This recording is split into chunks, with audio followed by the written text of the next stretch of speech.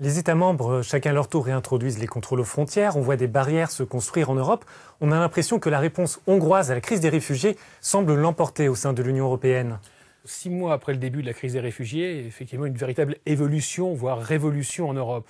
Au début, celui qui a répondu par l'érection de murs, c'est Orbán, donc le Premier ministre hongrois, et tout le monde l'a montré du doigt, parce que c'est quand même assez étonnant de voir la Hongrie, le premier pays qui avait abattu le mur, le fameux rideau de fer en 1989, qui rebâtissait un mur à sa frontière avec la Serbie, puis ensuite avec la Croatie. Tout le monde montrait du doigt en disant voilà, c'est pas étonnant de sa part, c'est un Premier ministre autoritaire, etc.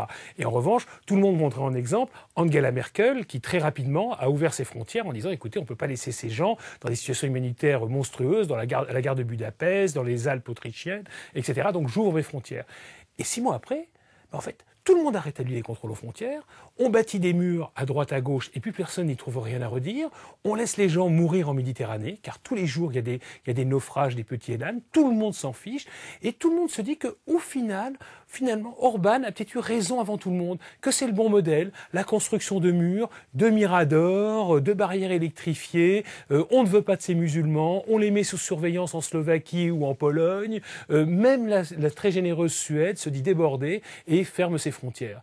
Donc c'est assez angoissant, c'est-à-dire que c'est le retour du chacun pour soi et on pense que le souverainisme, c'est-à-dire la réponse nationale, va permettre de régler un problème que l'Union européenne dans son ensemble n'a pas réussi à régler.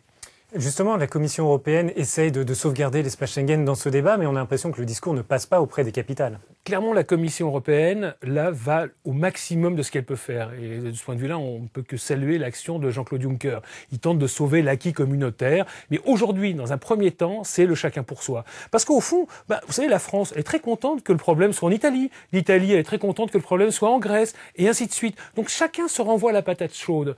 Alors ça peut tenir 1 mois, 2 mois, 6 mois, 1 an. Mais on va voir que à terme, il va y avoir des tensions géopolitiques absolument ingérables entre les États membres. Comme me le disait un responsable allemand il y a quelques mois, ce qui se passe avec les réfugiés aujourd'hui, c'est ainsi que naissent les conflits. Est-ce qu'on peut parler d'une victoire politique ou idéologique de Viktor Orbán dans ce débat ? Je crois que véritablement c'est une victoire idéologique de Viktor Orbán. Orbán, le modèle populiste d'Orbán, est en train de gagner l'ensemble de l'Europe. Tout le monde aujourd'hui prend des mesures plus ou moins équivalentes à celles prises par Viktor Orbán, même en France, même la gauche française. Ne parlons pas de la gauche slovaque, qui est alors carrément en train de dépasser Orbán par son extrême droite.